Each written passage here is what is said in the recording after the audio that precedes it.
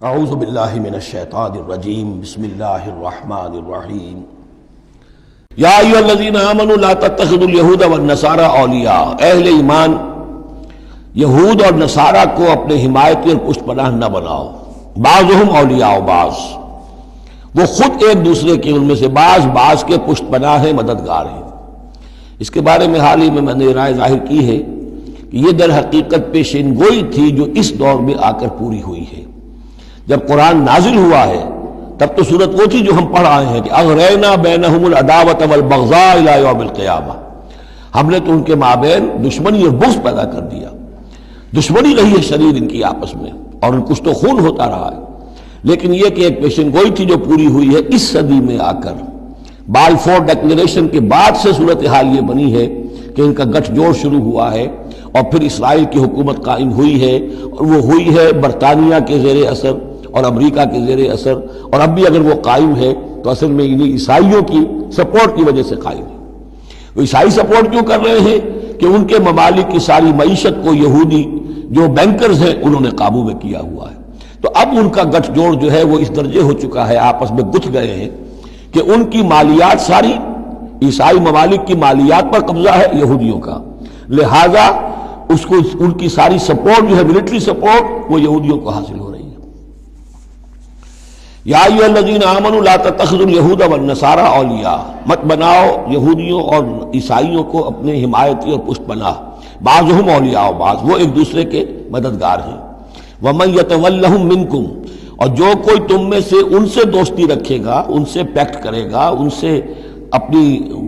حمایت تلاش کرے گا، فإنہ منہم، وہ انہی میں سے شمار کیا جائے گا۔ پھر ہم اسے مسلمان نہیں سمجھیں گے، ہماری نگاہوں میں پھر وہ یہودی اور نصرانی ہے۔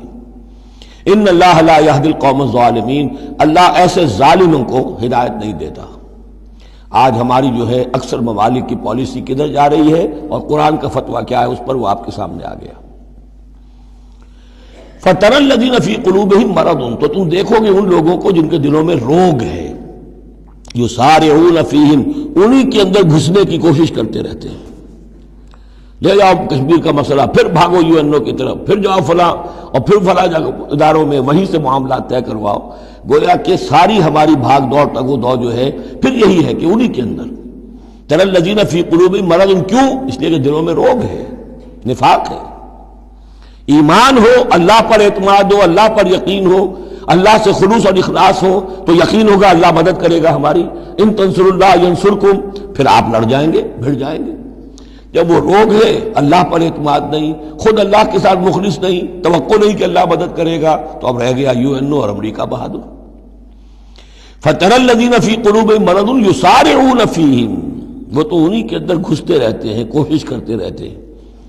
یقولون نخشی ان تصیبنا دائرہ، اب وہ کہتے یہ ہیں کہ ہمیں اندیشہ ہے کہ کوئی گردش زمانہ جو ہے اس کی ہم پر جو ہے کوئی مصیبت نہ آ جائے، ہم اس کے لیے ان کا سہارا لیتے ہیں۔ فَعَسَى اللَّهُ أَن يَأْتِيَ بِالْفَتْحِ وَأَمْرٍ مِّنْ عِندِهِ، ہو سکتا ہے کہ اللہ تعالیٰ جلد ہی فتح لے آئے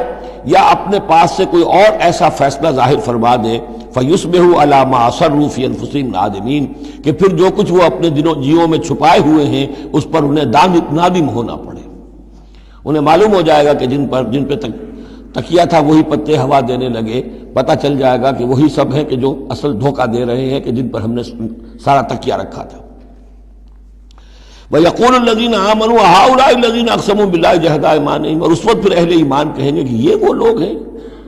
کہ جو قسمیں کھا کھا کر کہا کرتے تھے إِنَّهُمْ لَمَعَكُمْ، کہ وہ تمہارے ساتھ ہیں۔ حَبِطَتْ أَعْمَالُهُمْ فَأَصْبَحُوا خَاسِرِينَ، ان کے تمام اعمال حبط و اکارت ہو جائیں گے اور وہ خسارے والے بن کر رہ جائیں گے۔ صدق اللہ العظیم۔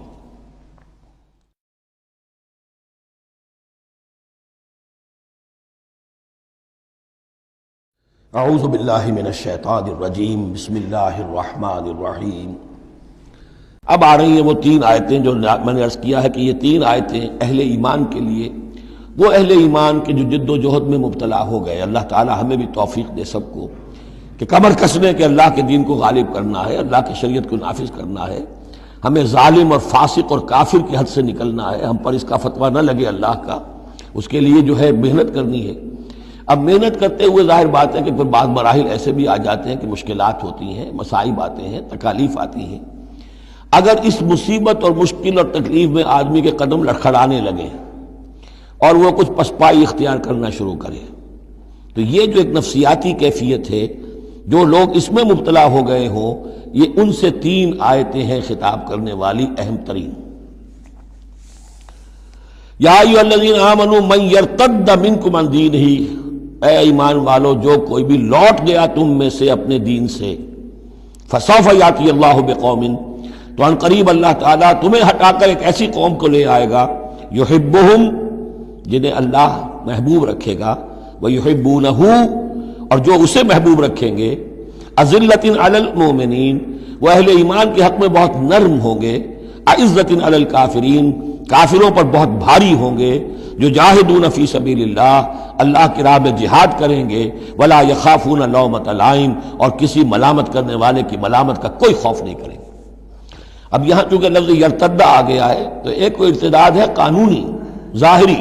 ایک شخص اسلام کو چھوڑے کافر ہو جائے، یہودی ہو جائے، نصرانی ہو جائے، ہندو ہو جائے، یہ تو قانونی مرتد ہے۔ ایک ارتداد ہے الٹے پاؤں پھرنا شروع کر دینا، پسپائی اختیار کرنا۔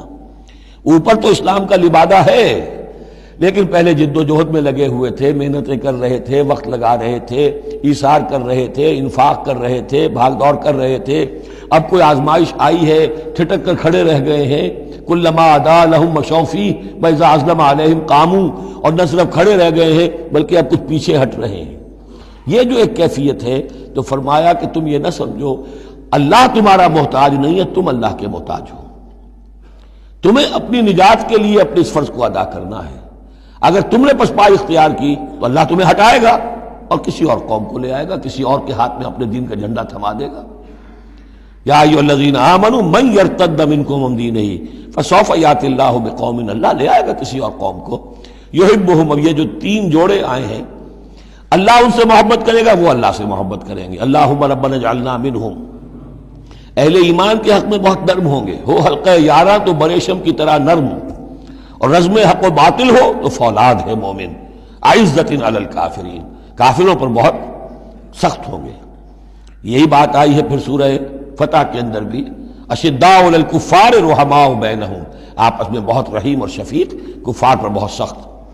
تیسرا جوڑا یجاہدون فی سبیل اللہ، اللہ کی راہ میں جہاد کریں گے، ولا یخافون لومۃ لائم، ان کے رشتہ دار، ان کے دوست کہیں گے کیا ہو گیا، دماغ خراب ہو گیا تمہارا، تم فینیٹک ہو گئے ہو، تمہیں اولاد کا خیال نہیں، تمہیں اپنی مستقبل کی فکر نہیں، ان کی پرواہ نہیں کریں گے۔ پھیرا نہیں واپس کوئی فرمان جنوں کا، اور تنہا نہیں لوٹی کبھی آواز جرس کی، خیریت جاں راحت تن صحت داماں، سب بھول گئی مصلحتیں اہل ہوس کی۔ اس راہ میں جو سب پہ گزرتی ہے سو گزری، تنہا پس زندہ کبھی رسوا سر بازار، کڑکے ہیں بہت شیخ سرے گوشہ منبر، اور برسے ہیں اور گرجے ہیں بہت اہل حکم بر سرے دربار۔ چھوڑا نہیں غیروں نے کوئی ناوی کے دشنام، چھوٹی نہیں اپنوں سے کوئی طرز ملامت، اپنوں سے کوئی طرز ملامت۔ چھوڑا نہیں غیروں نے کوئی ناوی کے دشنام، چھوٹی نہیں اپنوں سے کوئی طرز ملامت۔ اس عشق نہ اس عشق پہ نادم ہے مگر دل، ہر داغ ہے اس دل میں بجز داغ ندامت۔ ذالک فضل اللہ یؤتیہ من یشاء، یہ کردار ہے، یہ جوڑے جو ہیں 3 2 لفظوں کے جوڑے، 2 ترکیبیں ہیں، ان کو اچھی طرح ذہن نشین کریں اور دعا مانگیں اللہ سے، اللہ ہمیں اس کردار کو عملاً اختیار کرنے کی توفیق دے۔ ذالک فضل اللہ یؤتیہ من یشاء، یہ اللہ کا فضل ہے، وہ دیتا ہے جس کو چاہتا ہے۔ واللہ واسع علیم، اللہ بہت وسعت رکھنے والا ہے، یعنی اللہ کے فضل کے خزانوں میں کمی نہیں ہے۔ اگر تم اپنے بھائیوں کو، دوستوں کو، عزیزوں کو، ساتھیوں کو، رفیقوں کو دیکھتے ہو کہ اللہ کا بڑا فضل ان پر ہوا ہے، کیسے کیسے انہوں نے مرحلے سر کر لیے، کیسی کیسی بازیاں جیت لی ہیں، تو اللہ سے فضل تلاش کرو، اللہ تمہیں بھی ہمت دے گا، اس لیے کہ اس دین کے کام میں اس قسم کا رشک جو ہے وہ پسندیدہ ہے۔ حضرت عمر کو تھا نا خیال، کیونکہ کوئی خاص وقت میں اس وقت ان کے پاس دولت کافی تھی، جب غزوہ تبوک کے لیے حضور نے کہا ہے کہ انفاق کرو، انہوں نے سوچا کہ آج میں ابو بکر سے بازی لے جاؤں گا، اس لیے کہ آج کل کاروباری لوگوں کے پاس کبھی وہ ہوتی ہے کیش جو ہے، نقد سامان کچھ ہوتا ہے، کبھی نہیں ہوتا، سارا معاملہ کریڈٹ پہ گیا ہوا ہے، لیکن یہ کہ اس وقت ان کے پاس تھا تو انہوں نے کہا کہ آج تو میں بازی لے جاؤں گا، لیکن حضرت ابو بکر جو کچھ تھا وہ سب لے آئے، اور حضرت عمر آدھا لے کر آئے تھے، تو حضرت عمر نے کہا میں نے جان لیا ابو بکر سے آگے کوئی نہیں بڑھ سکتا۔ تو اس معاملے میں فاستبقوا الخیرات، نیکیوں میں، خیر میں، بھلائی میں ایک دوسرے سے آگے نکلو۔ انما ولیکم اللہ ورسولہ، تمہارا ولی تو اصل میں اللہ ہے اور اس کا رسول ہے، تمہارا دوست، پشت پناہ، حمایتی، رازدار جو ہونے چاہیے اللہ نمبر 1، رسول نمبر 2، والذین آمنوا، اور اہل ایمان۔ کفار سے، یہود سے، نصارہ سے، ہندوؤں سے، کسی اور سے دلی دوستی یہ ایمان کے منافی ہے۔ اگر دین کی غیرت ہوگی، اللہ اور اس کے رسول کی حمیت دل میں ہوگی تو دلی دوستی نہیں ہو سکتی۔ انما ولیکم اللہ ورسولہ والذین آمنوا، الذین، اور یہ اہل ایمان کون سے اہل ایمان؟ میرے اور آپ جیسے اہل ایمان نہیں، وہ اہل ایمان الذین یقیمون الصلاۃ ویؤتون الزکاۃ وہم راکعون، جو نماز قائم رکھتے ہیں، زکوٰۃ دیتے ہیں جھک کر۔ یہاں راکعون کا مطلب یہ ہے کہ رکوع کرتے ہیں، وہ صحیح نہیں ہے، یہ زکوٰۃ دینا اس لیے کہ ہم پڑھ چکے ہیں سورہ بقرہ میں کہ سب سے بڑھ کر انفاق فی سبیل اللہ کا مستحق کون ہے؟ للفقراء الذین احصروا فی سبیل اللہ، وہ لوگ جو اللہ کے دین میں ہمہ وقت ہمہ لگ گئے ہیں، ان کے پاس اپنی معاش کے لیے وقت نہیں ہے، وہ ہے سب سے بڑھ کر مستحق۔ ظاہر بات ہے وہ فقیر اس معنی میں تو نہیں ہے کہ جھک کر آپ سے مانگیں گے، انہیں تو آپ کو جھک کر دینا ہوگا، آپ انہیں دیں اور وہ قبول کر لیں تو آپ ان کا احسان مانیے۔ وَيُؤْتُونَ الزَّكَاةَ وَهُمْ رَاكِعُونَ وَمَنْ يَتَوَلَّ اللَّهَ وَرَسُولَهُ، اور جو کوئی بھی اللہ اور اس کے رسول کے ساتھ دوستی قائم کر لے گا، والذین آمنوا، اور اپنا حقیقی دلی رشتہ انہی کے ساتھ قائم کرے گا جو اہل ایمان ہیں، فَإِنَّ حِزْبَ اللَّهِ هُمُ الْغَالِبُونَ، یہاں یوں سمجھیے کہ محذوف یہ ہے کہ پھر یہ حزب اللہ بن جائیں گے، اور سن لو کہ حزب اللہ ہی غالب رہنے والے ہیں۔ یہ شرائط پہلے پوری کی جائیں، یہ تمام معیارات جو ہیں ان پر پورا اترا جائے، پھر یقیناً اللہ تعالیٰ کا یہ وعدہ ہے فَإِنَّ حِزْبَ اللَّهِ هُمُ الْغَالِبُونَ، یقیناً پھر حزب اللہ جو ہے وہی غالب رہے گی۔ صدق اللہ العظیم۔